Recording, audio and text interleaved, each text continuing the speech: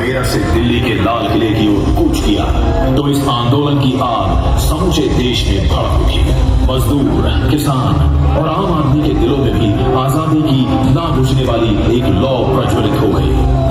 एक छोटी सी चिंगारी अब आग की तरह मेरठ से बिठूर, लखनऊ, गोरखपुर, अयोध्या, बरेली और झांसी से होते हुए देश के अधिकांश हिस्सों में फैलने लगी।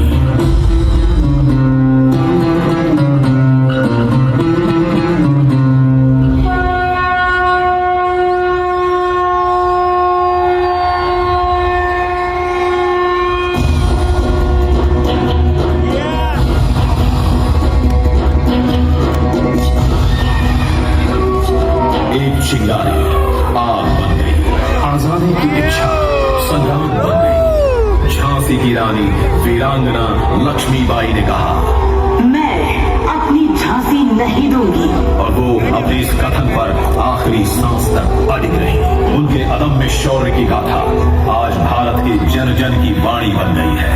वीरांगना लक्ष्मीबाई औरत होते हुए मर्दानी बनकर रानी लक्ष्मीबाई अंग्रेजों की सेना और सेनापतियों पर टूट पड़ा करती थी।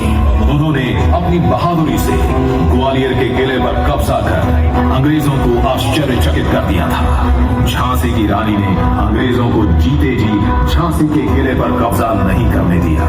चारों ओर से घिर जाने के बावजूद उन्होंने वीरता, धीरता और गंभीरता से लड़ते हुए मातृभूमि की रक्षा करते करते 17 जून 1858 को अपना बलिदान दे दिया।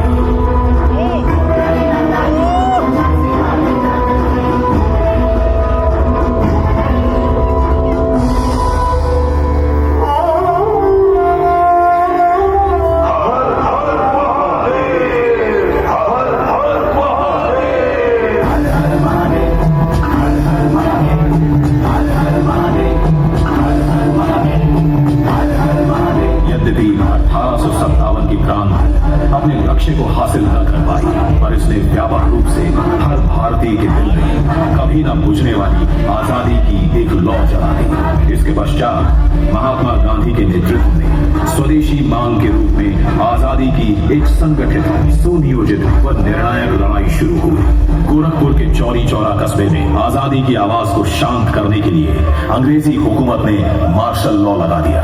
भारत के वीर सपूत फिर भी डटे रहे और शांति प्रदर्शन करते रहे। 4 फरवरी 1922 को असहयोग आंदोलन के दौरान आंदोलनकारियों और पुलिस के बीच मुठभेड़ हुई और गोरी सरकार ने निहत्थे लोगों पर गोली चला दी, जिसमें 22 पुलिसकर्मी और 3 नागरिक मारे गए। इसे सुन देशवासियों का खून खौल था और उन्होंने अंग्रेजी संस्थानों को आजादी की ज्वाला में भस्म कर दिया।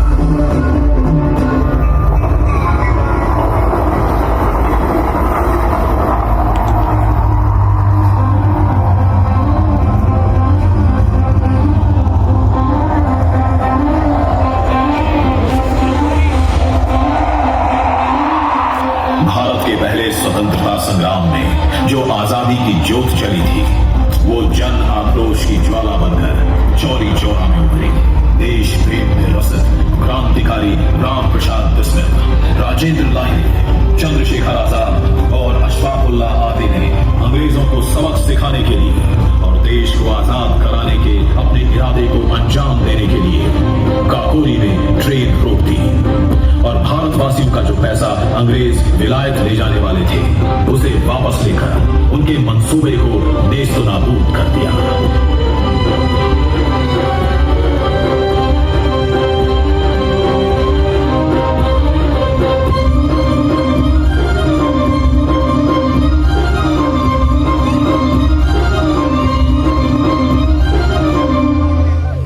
दूसरे विश्व युद्ध में जब सारा संसार जंग के अंगारों में जल रहा था और लोगों में खौफ और खलबली थी, ऐसे समय में भारत माता के सपूत नेताजी सुभाष चंद्र बोस ने देश को गुलामी के शिकंजे से मुक्त कराने के लिए अपने बल पर Indian national army, Azad Hind फौज का गठन किया। पराधीन स्वाधीन देश की जनता में स्वराज के संघर्ष को नई चेतना मिली। नेताजी ने आजाद हिंद फौज में 40,000 कर्मठ योद्धाओं को भर्ती कर लिया।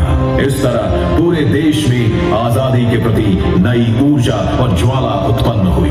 देश में नया जोश था। नेताजी ने अंडमान निकोबार के कुछ द्वीपों को आजाद करवाकर आजाद हिंद सरकार बनाई और वो पहली सरकार के प्रधानमंत्री बने।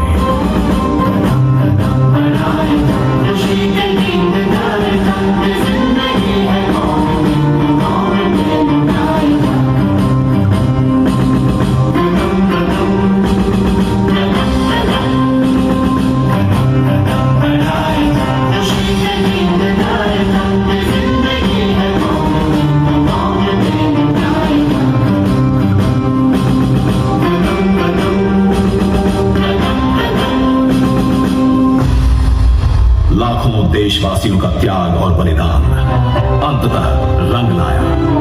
अंग्रेज देश छोड़ने को विवश हुए और यूनियन जैक की जगह हमारा तिरंगा भारत माता के मस्तक पर लहराया।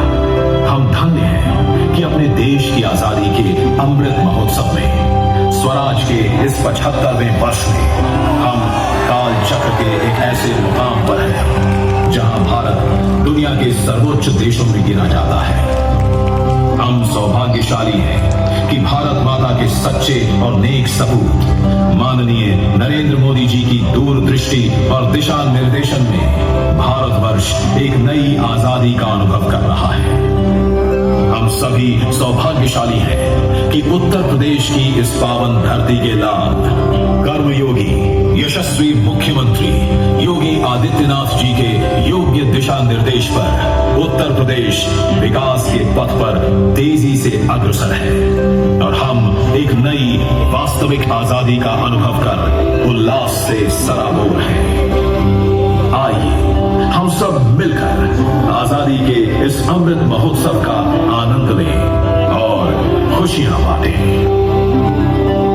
स्वस्ति प्रभ्यः परिप्लायन्तं न्यायेन मार्गेण महिं महिषाः गो ब्रह्मणेभ्यः सभामस्तु नित्यं लोक समस्तः सुखिनो भवन्तु।